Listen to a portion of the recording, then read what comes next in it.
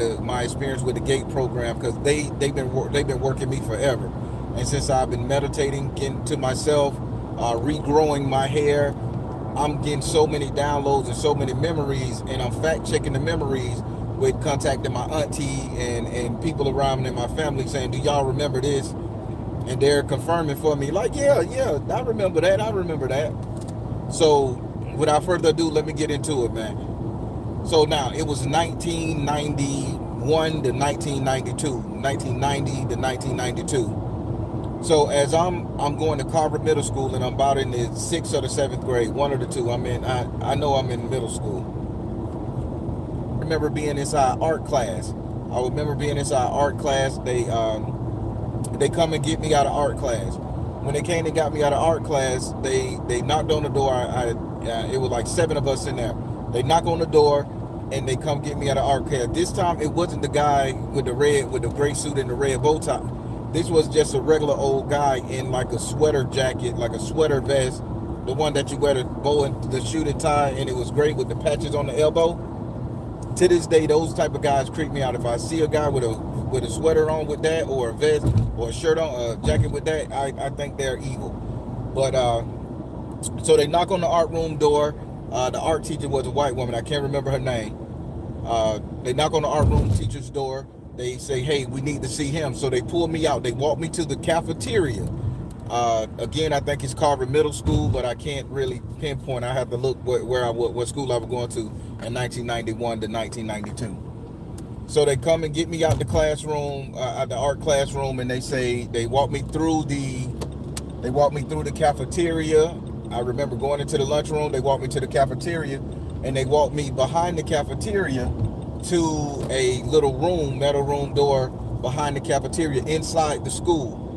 When I go in there, I'm smelling glue, Elmer's glue. I'm smelling paste. I'm smelling like sourdough. It was a real rancid but refreshing smell.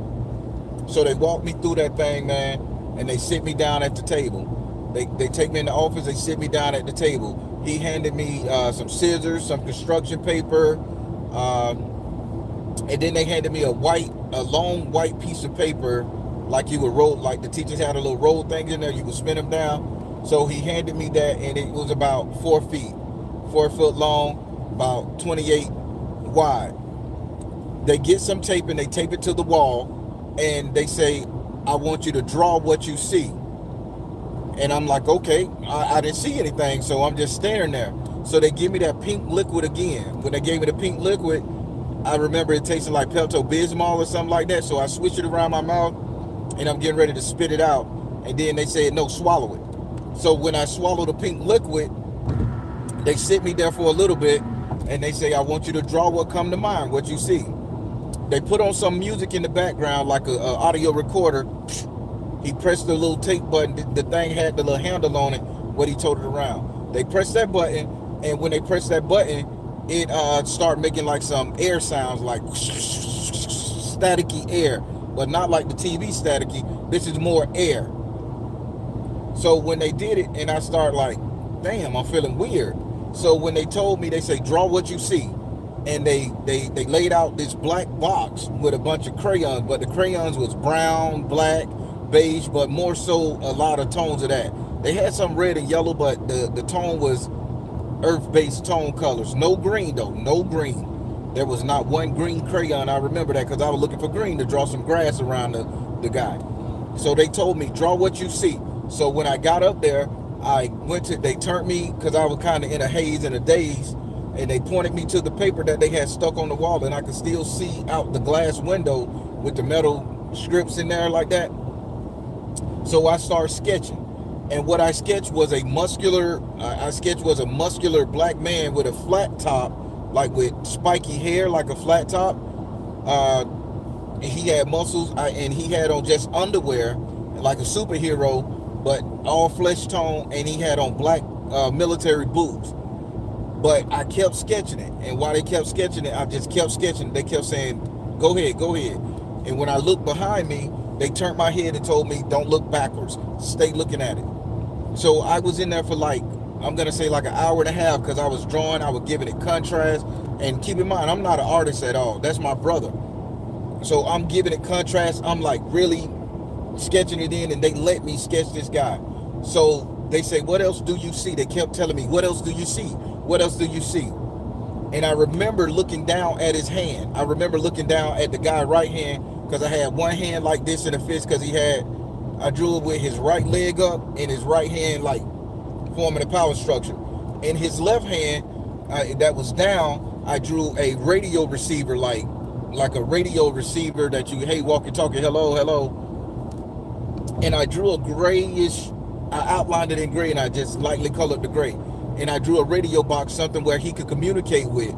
And they say, okay, okay. And they kept telling me, I heard him say, oh my God, he did it. He did it. Oh my God, he did it. He did it. When they kept saying, oh my God, he did it. He did it. I'm looking back, and the lady said, the art teacher was like, don't look back.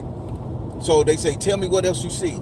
So long story short, by the time I got through drawing out the guy that I saw, it was a naked guy, almost like a naked guy in underwears and stuff.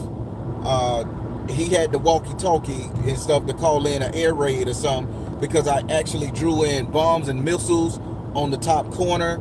And if I'm not mistaken, I think I drew some rocks or something behind it. But I made him, as the drawing kept going on, I think it was like 2-3 hours. As the drawing kept going on, I started going back over the man and making his body look like rocks and forming rocks and shit. So they kind of grabbed my hand and they said, stop, stop, stop. They said, he's blending, he's blending, he's bleeding, he's bleeding. I just keep hearing them say it, I'm blending, or I'm bleeding, or I'm blending the bleed. So they stopped me. So then when they did it, the guy, he lifts it up and he shows everybody, and he hits the 2 recorder button like this on the same tape. Like, so when he hit the 2 recorder button, he say, tell me what you saw. And today I'm going to tell you guys exactly what I said, because it's all coming back to me. I've been doing a lot of meditating. I've been really focusing on this thing, because I'm hearing audio noises in my ear right now, y'all. So I said, why is he telling them to go to war? I say, why is he talking about drop the bomb? I say, why is he talking about do this? And he say, who is talking about doing this? I said, he keeps telling his wife, Robin, pay attention. Whatever was going on in the Middle East, whoever had a wife named Robin, that's I called. I say, why does he keep telling his wife Robin over the radio to drop the bomb, to tell them to push the button or to let it happen? And the guy was, and he say, so who is Robin? Can you see Robin? I couldn't see Robin. He like, focus, damn it, focus, damn it, focus, damn it. And he kept saying, focus, damn it, focus, damn it. And I remember being scared and upset and like, oh my God, I'm in trouble. He's gonna do something to me. And they was like so excited to get that information. So when they said, they kept telling me to focus, so I'm like, who, Robin. So I said, let me focus on Robin. So I closed my eyes and I kept shaking my head like this, and I was hitting my head on the wall because I couldn't feel my brain. I couldn't feel, I don't know if I'm saying it right.